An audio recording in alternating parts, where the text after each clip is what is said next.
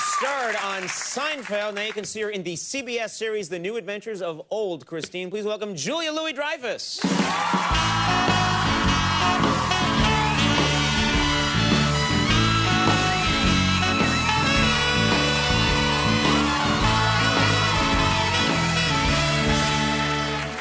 Wow.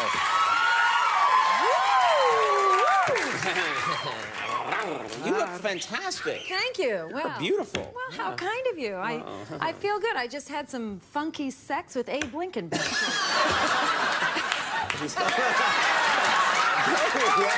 He's hanging around. I've never seen Lincoln that creepy. It's that knowing gaze he gives you that's really sickening to me. I find it kind of alluring. Yeah. No, you don't.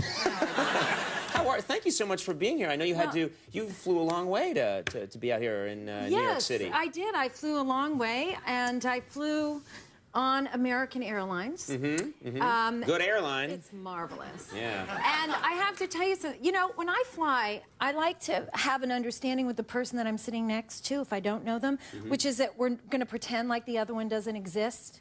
Do you know what I mean? Yeah. So that we if don't you're have on to a long flight, sometimes you don't feel like, talking. Yeah, exactly. Yeah. So I got on the flight and I sat down, and the gentleman next to me goes, "Well, how do you do? I'm Keith." And I said, "Oh, yes, so hello." And I tried to be pleasant, but kind of curt, not rude, but you know what I mean? You wanted your little boundary. I want a boundary, but anyway, whatever. So then on American Airlines, they're now playing my show. Right. Yeah. So, and you know, it's kind of, I have to say, it's awkward. Because you're sitting there and people are watching, or they're not watching, but it's your show, but you're in the audience watching it with people. And I'm sitting next to this guy, and they say, "Coming up, The New Adventures of Old Christine." And he turns to me and goes, "We're going to get a lot of you right now." You, and then up there, and then here. Right, exactly. Yeah. So he puts his headphones on, and, and he starts to watch the show. And what happens is I become sort of invested in his reaction. Yeah. So, but I don't want him to know that, because I don't really know him. But all of a sudden, it's very important to me how he reacts. So I'm sitting there, and I'm sort of looking at a magazine all the while, going like this to see if he's laughing. And he is, he's chuckling. But the funniest part of the show is coming up, in my opinion. This is a big moment in this particular episode. And then the flight attendants come down the aisle, and they're passing out the dinner or whatever it is. And he misses it all. He misses every... I know. And this is key to the whole show. I wanted Keith to really like the show. I did. Keith means a lot to you now. I know. It's so important to me. And so he missed it all, and I was feeling kind of bummed about that. And then and then the show ends, and he kind of leans over, and I am pretending like I'm not noticing the whole time. He leans over and he goes like that, and I went. And anyway, it was very awkward because I didn't want him to know, and now he knows because I've said it on national television. Well, you know, I've had that experience. I flew on JetBlue, and they showed, I had just taped an episode of this show, and I went and jumped on a plane, and JetBlue has television. And someone figured out around me, and they all start turning their TVs on to this show, because it's a long flight, and I'm flying west. And they start showing the monologue, and everybody puts their headsets on, they watch the first joke, and I'm not listening. I can just see me on TV acting like an ass, and everyone listens to the first joke, and everyone on the plane literally turns around and goes, like that, right? And then I go like, "Oh, okay, good." Then they watch the second joke, and they go, and then I'm crushed. Then I'm watching everybody the whole flight like... It's very anxious-making. Yes, I didn't like it. I didn't care for it either. Now, talking about being on television, I have to think this is difficult because the Seinfeld reruns are played everywhere, all the time. Brilliant show. For my money, one of the great shows of all time. But it's got to be... How does that affect your life? How do you go anywhere and not see yourself in a Seinfeld rerun? Well, I'm sick of myself, to tell you the truth. Right. It's on all the time, and actually, it was on. They were rerunning the contest episode recently, which is all about masturbating and stuff. Yeah. And I walk into the TV room the other day, and both of my kids are watching it. Ooh. Yeah, I got a 9-year-old and a 14-year-old. Right, right. So I said, everybody get out of this room now. This show is crap. Don't watch it. No one's watching this ever again. Yeah, that's right. Now, you're very naturally funny. No, no, you are. Oh, no. I got to hang out with you a little bit one time, and you were really... You probably don't want to talk about it here. But you called me and wanted to get a drink, and I'm like, all right. I'm married, and I hung up, and you called again. No, but you're very natural. Your humor's very natural. Is that run in the family? Do you come from a funny family? I do. There are a lot of funny women in my family. My grandmother and my great-grandmother. My great-grandmother used to do impressions of her teacher. Actually, they were very offensive impressions. Yeah, they were, because her teacher had epilepsy, and she thought it was funny. It wasn't funny at all. But she thought had a great sense of humor. She was hilarious. And my grandmother was very dry, and she was well, actually, she was a bit of a drinker. She wasn't so dry, but she did. I remember the story in our family is one time her sister died and her best friend died all in the same weekend. And another friend of hers called and they said, "Grace, do you want me to come and be with you?" And she goes, "You better not. They're all dropping like flies around here." So, very. Not afraid, yeah. Not afraid. Very ballsy lady. Now, you were great granny. She was ballsy. You don't hear that very often. What was your great-grandmother like in that oil painting? Oh, she was ballsy.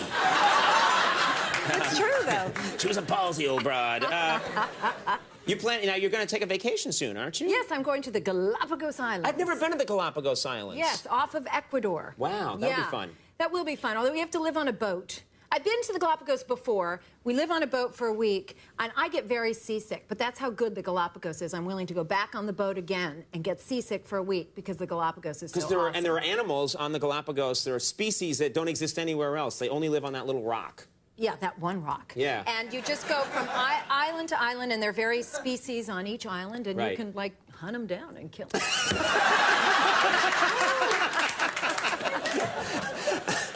I don't think you can. Yeah, you can.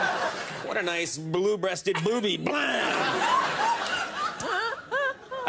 The New Adventures of Old Christine, very funny show, airs Monday nights at 8:30 on CBS. And Julia will be hosting Saturday Night Live this Saturday with musical guest Snow Patrol. Yes. So check that out. You're busy. Very busy. Always a thrill talking to you. Seriously. Julia Louis-Dreyfus, thank you so much. Harlan Williams coming up. We'll take a break. We'll be right back.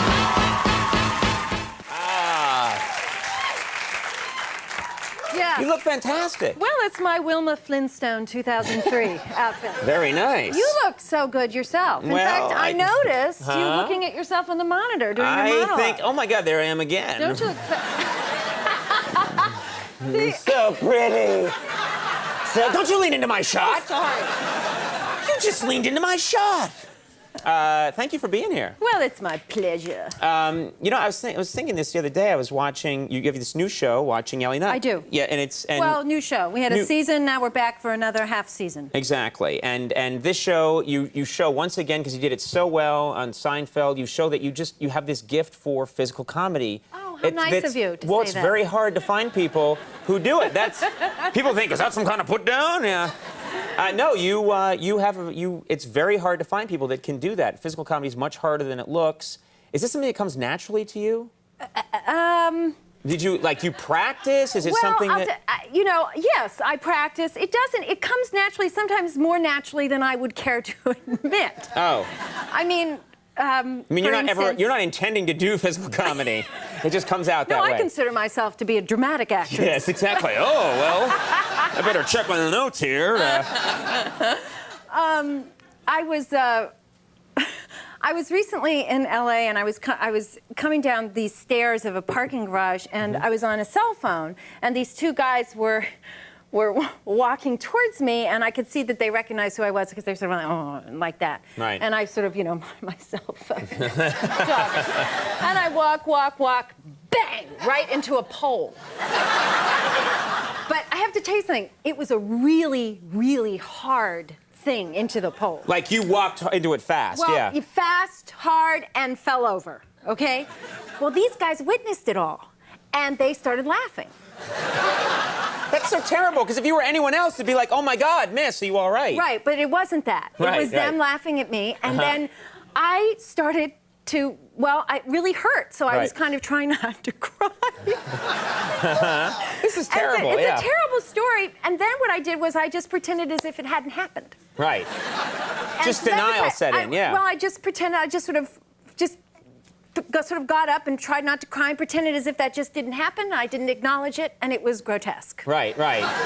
That's the tough thing, though, is that, you know, you're so recognizable. When something like that happens to you, you're not allowed for it just to be your own private embarrassment. Probably people are always seeing, you know, anytime you make any kind of mistake at all. Yeah. You know, people recognize you and they know that it's happened. But it was a strange thing. It was a strange instinct I had to pretend as if it hadn't happened. There was a boy I was once, and I took dance school when I was a little girl, you know, those cotillion things that are so grotesque.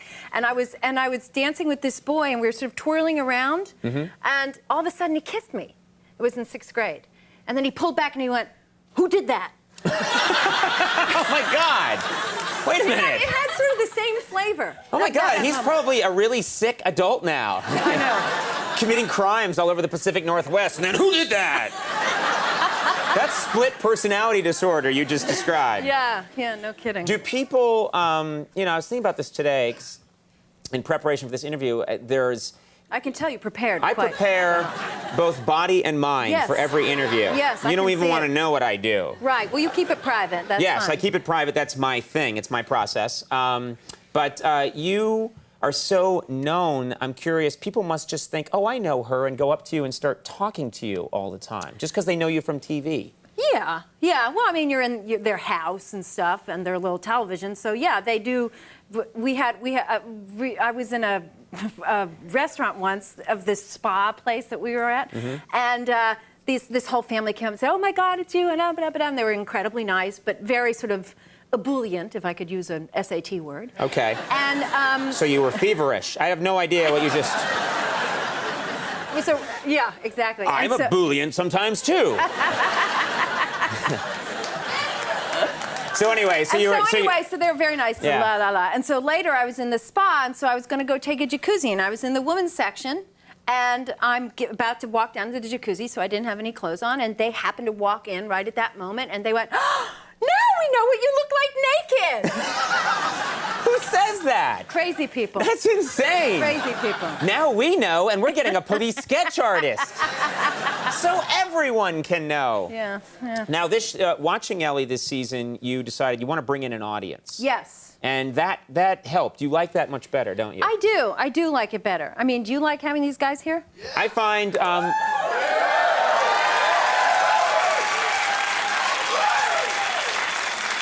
Well, now you put me on the spot, because there's only one answer to that question. No, I despise them and loathe them. It's a double-edged sword. I would say 95% of the time, an audience gives you energy, and they give you all this power. 5% of the time, they suck the marrow out of your bones.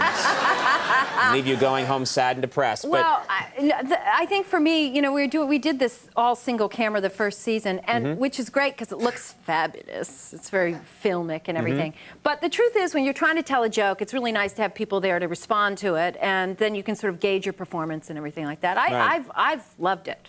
I will say that there are a lot of days when I don't feel like I have the energy to go do a show. I'm not feeling great, and I come out for the warm-up, and the audience is really happy, and I suddenly have all this energy that I would not have had, you know, if we didn't have an audience. So I think it does make a huge difference. Did you know I did a show once I had 102 fever? No. I did. And in that same show, it was a Seinfeld episode. In that same Seinfeld episode, Michael Richards had to do a sort of a move with a golf clubs, and he hit me in the head with the bag of golf clubs. Right. Split my eye. That was another one of those situations. Yeah, and those same two guys walked by and went, where do they come from? Yeah. Before we go, I wanted to ask you about something, which is you drive, and I don't own one, and I don't actually have any friends that own one. You drive an electric car. I do. Because you're very eco-responsible. I'm an environmental activist wacko type.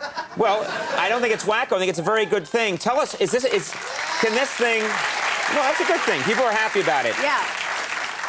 I've always had this prejudice against these cars, which is I've always thought if I went and got one and you were in trouble and you had to lean on the gas pedal, they'd go like 9 miles an hour. And flowers would come out the exhaust pipe. Is that the case, or is that not true? Yeah, right. Exactly.